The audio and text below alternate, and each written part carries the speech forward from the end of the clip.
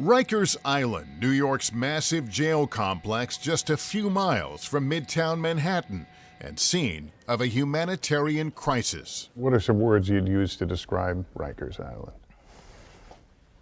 Hell. Plain and simple, hell. Benji Lozano recently spent 5 months in Rikers, serving the remaining sentence from a 1997 assault conviction after his recent parole from decades in state prison on a separate conviction.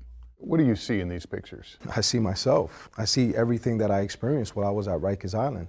I see inhumane conditions. I mean, look at that. I mean, it's ridiculous. Why is there not anything being done about what's happening at Rikers Island? Photos obtained by the New York Post last fall show detainees jammed in the intake area. Lozano says he spent weeks living like this. Feces all over the wall, unoperable restrooms, toilets would not flush, the sinks would not work. It was disgusting.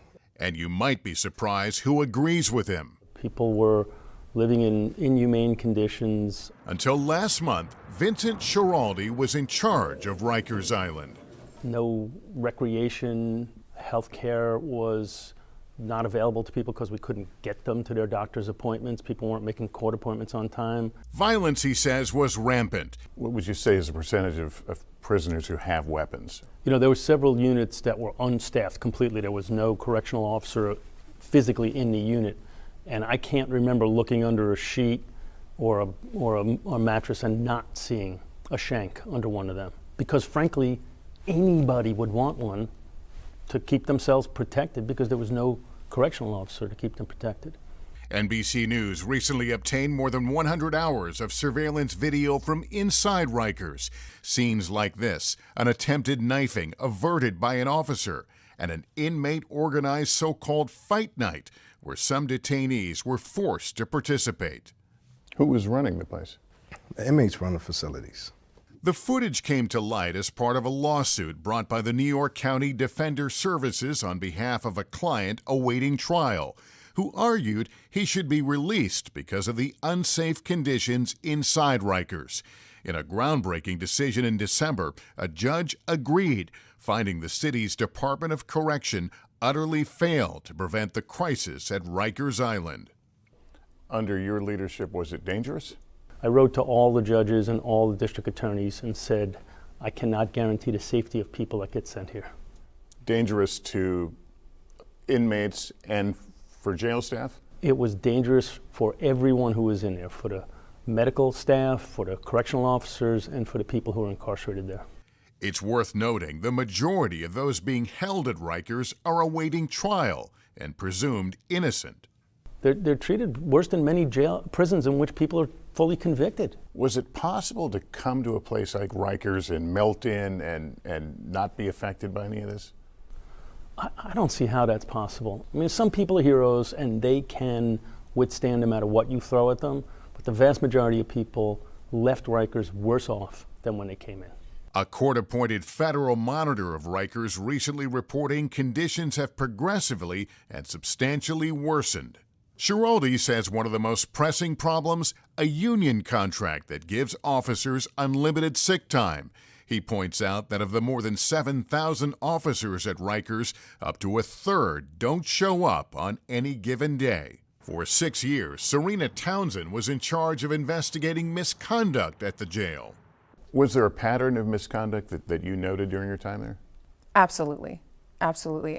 With respect to sick leave abuse, that was happening on a rampant level. People were calling out sick, and then when we would go and check on them, they were not actually at home sick, they were out. Once we started ramping up the investigations into the sick leave abuse, they just stopped calling completely, and they started going AWOL. So there were patterns of sick leave abuse and just not showing up to work.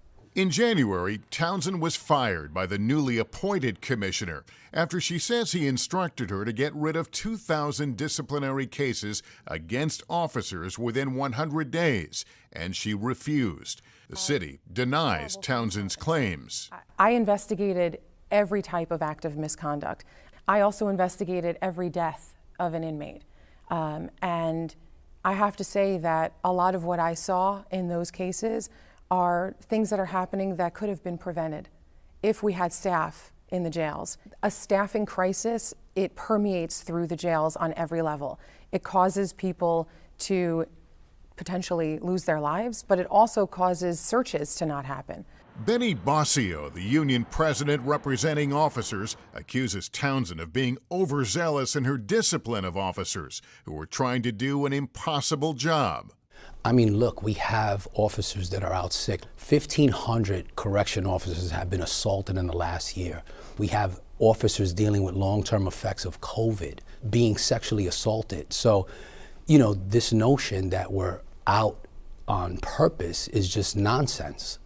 There have been accusations, however, that there has been an abuse of a sick leave policy that essentially is unlimited, which you apparently negotiated. Do you acknowledge that contributes to staffing shortages?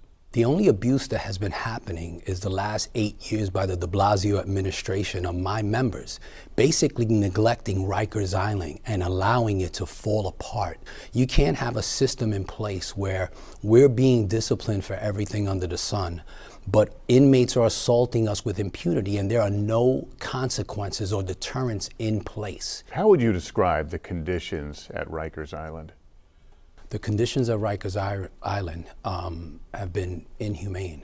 For the last 8 years, the de Blasio administration has basically allowed Rikers Island to rot. You know, not fixing the infrastructure, cell doors not being able to lock, not hiring correction officers in over 3 years, housing inmates by gang affiliation where you have one officer on the floor with 50 inmates. So they really put us at a huge disadvantage. Finger pointing aside, everyone agrees that Rikers is horribly broken. You did 25 years in a penitentiary. Was anything you experienced in prison as bad as what you experienced at Rikers? I've experienced a lot of horrible things, but I think that was probably the most frustrating and the most upsetting thing I've ever experienced. We as corrections officials should be apologizing for our role in mass incarceration, and I do apologize for that. It's been a terrible public policy. It hasn't achieved safety. In a statement, a City Hall spokesperson tells NBC News in the month since new Corrections Commissioner Louis Molina took over, more than 1,000 officers have returned to work. In-person programming has resumed, and the statement says many of our officers have begun working normal hours again. Thanks for watching our YouTube channel. Follow today's top stories and breaking news by downloading the NBC News app.